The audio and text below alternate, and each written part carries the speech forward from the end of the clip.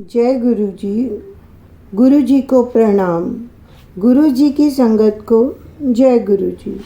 अगर आप चैनल पर नए हैं तो आप शुक्राना गुरु जी चैनल को सब्सक्राइब करें और शेयर करें ताकि गुरु जी की महिमा के बारे में सबको पता चले। अगर आप अपना सत्संग चैनल पर शेयर करना चाहते हैं तो डिस्क्रिप्शन बॉक्स में लिखे गए नंबर पर आप अपना सत्संग भेज सकते हैं। जय गुरु जी। आज का सत्संग गुरु जी की ओल्ड संगत हरगोबिंद अंकल जी ने यूएसए से शेयर किया है। जय गुरु जी। जय गुरु जी। बहुत बहुत धन्यवाद गुरु जी का जो मन में विचार डालते हैं कि मैं अपनी प्यारी संगत के साथ अपना सत्संग शेयर करूं। और नारंग अंकल का भी शुक्रिया है कि वो संगत के सामने हमारे सत्संग को पहुंचा के हमें एनकरेज करते रहते हैं। हमें फ्लैशबैक में कभी कभी नजर आता है, पता चलता है कि गुरु जी ने हमारे साथ क्या उपकार किए। हम कई सालों तक उनको भूले रहते हैं।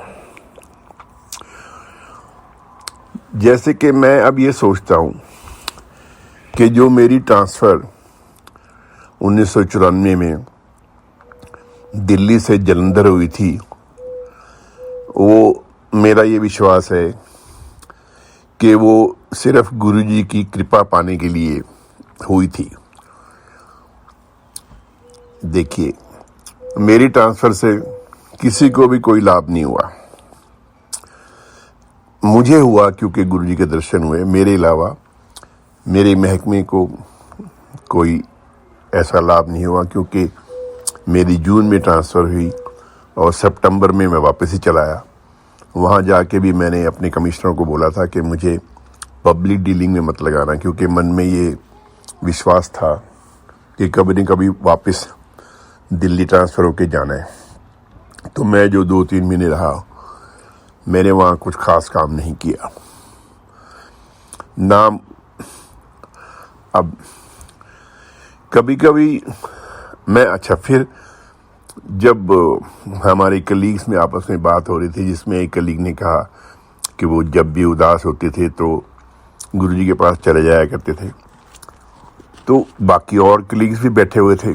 मेरा विचार ऐसा नहीं है, मेरा ऐसा विश्वास नहीं है कि मेरे अलावा कोई और उसकी बात सुन के गुरु जी के दर्शन करने गया। तो इसका मतलब मेरे को ही चुना गया इस गुरु जी ने इस काम के लिए। तो ऐसे अपने जो लक पाने के लिए मेरे को ही चुना गया। फिर जब मैं गया तो दरवाज़ा खुला हुआ था। जो गुरु जी का मंदिर है डिफेंस कॉलोनी जालंधर में, और मैंने दरवाज़ा खोला नॉक करके, तो गुरुजी सामने ही खड़े हुए थे, कोई भी और नहीं था वहाँ। अब मुझे लगता है, जैसे लोगों के मैं सत्संग सुनता हूँ, कि गुरुजी अपने होने वाले सेवकों, अपने सेवकों की भी वेट करते हैं। तो मुझे ऐसा लग रहा था कि मुझे ब्लेस करने के लिए शायद गुरुजी वेट कर रहे थे। दूसरी बात यह है कि गुरुजी का एक तो ये तरीका है कि गुरुजी बुलाते हैं, और दूसरा ये है कि गुरुजी कभी कभी कल्याण करने के लिए खुद भी चले जाते हैं। आपने एक संगत का सुना होगा कि एक बार वॉक कर रहे थे संगत के साथ गुरुजी, और वो अचानक आर हॉस्पिटल जो आर्मी का है उसमें चले गए। उन्होंने वहाँ जाके बोला कि मैंने शुगर चेक करवानी है। अब उनकी शुगर चेक की गई तो वो इतनी कम थी कि चेक करने वाले को ये विश्वास ही नहीं आया कि इतनी कम शुगर में कोई आदमी जिंदा रह सकता है। उसने दोबारा चेक करी, दोबारा भी बहुत कम आई। फिर वो अपने सीनियर के पास गया, जिसका गुरुजी ने बताया बाद में कि जिसका कल्याण करने के लिए वो असल में वो आर हॉस्पिटल आए थे। तो जब वो उसने बातचीत करी तो गुरुजी ने बताया, भाई तुम्हारे अपने घर में इतनी प्रॉब्लम्स हैं, तुम मेरा क्या कल्याण करोगी, मैं तुम्हारा कल्याण करता हूँ। तो जब प्रॉब्लम्स के बारे में बताया तो वो हैरान रह गया, पाँव में गिर गया। तो इसलिए गुरुजी के अपने अपने तरीके हैं, किसी को बुला के कल्याण करो या किसी के पास जाके कल्याण करो।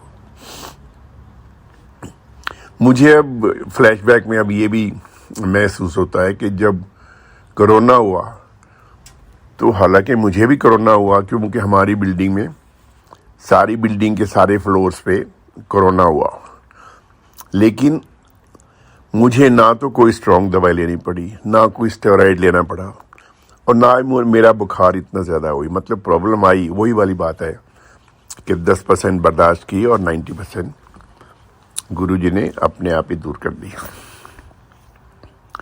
ऐसे आपको बैठे बैठे सोए सोए ध्यान आएगा कि गुरुजी ने मेरा ये भी कल्याण किया था, गुरुजी ने मेरा ये भी कल्याण किया था। एक बात और है कि जब मैं 1994 में गुरुजी को मिला, हालांकि जब मैं गया तो मैंने सिर्फ हाथ ही जोड़े थे क्योंकि अभी विश्वास इतना नहीं बना था, मैंने कोई पाँव नहीं छुए, कोई मत्था नहीं टेका। फिर भी गुरुजी ने जब कहा कि जा 1 महीने में तेरी ट्रांसफर हुई, जा ऐश कर, तो वो जब उन्होंने कहा ऐश कर, उस वक्त तो मैंने उसको इतना ज़्यादा सीरियसली नहीं लिया था।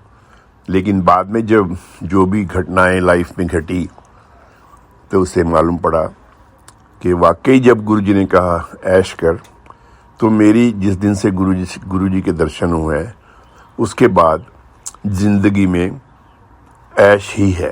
प्रॉब्लम्स आती हैं छोटी छोटी, लेकिन वो बड़ी होने के बाद भी वो छोटी लगती हैं और वो इतनी ज़्यादा महसूस नहीं होती।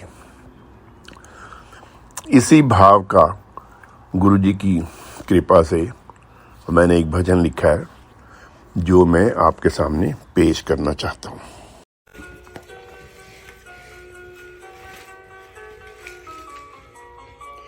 कहा तूने मैं ऐश करूं, वो चमकी किस्मत है मेरी, उमंगों को लगे हैं पर उत्सवों की लगी ढेरी। कहा तूने मैं ऐश करूं,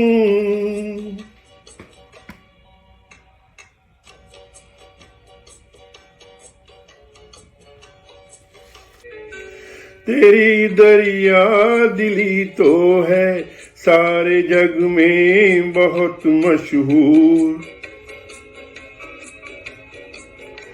बना दे प्यादे को राजा और पत्थर को कोई नूर, और पत्थर को कोई नूर। मिले खुशियों की सब खबरें, अजब सौगात है तेरी। उमंगों को लगे हैं पर उत्सवों की लगी ढेरी। कहा तूने मैं ऐश करूं,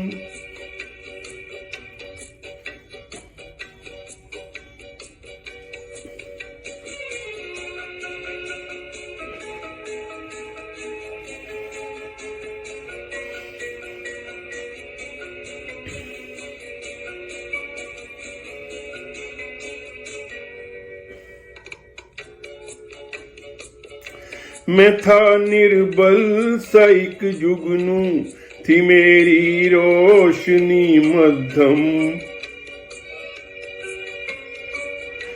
नूर तेरे के बिन किया है रोशन तन और मन, किया है रोशन तन और मन।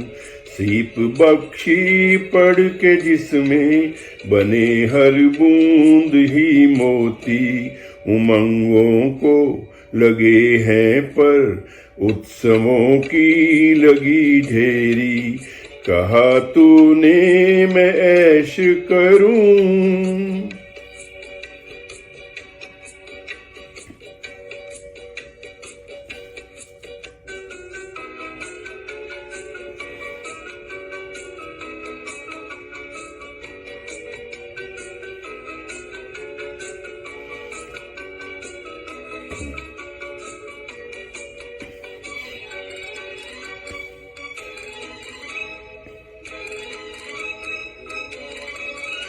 रहे जागा हर समय तू है कायनात जब सोती, तू लेता है सुधी सबकी दया की बरसाए वृष्टि, दया की बरसाए वृष्टि।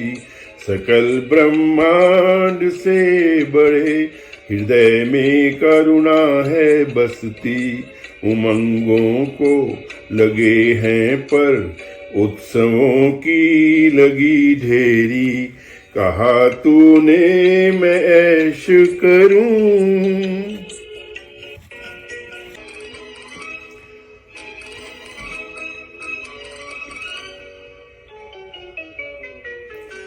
ओस के एक कतरे को बना दे तू महासागर,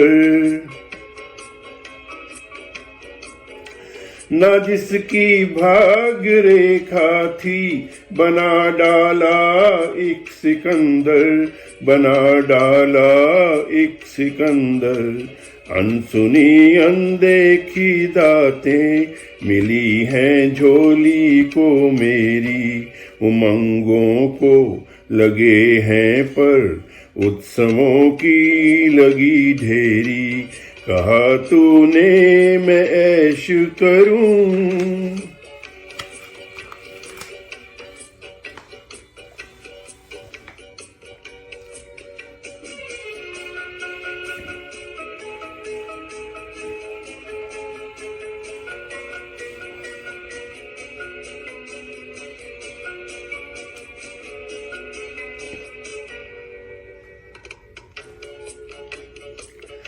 बनाया अंश नंदी का उठाने मुश्किलों का भार, मेरे तन मन आत्मा की सारी शक्ति का तू आधार, सारी शक्ति का तू आधार।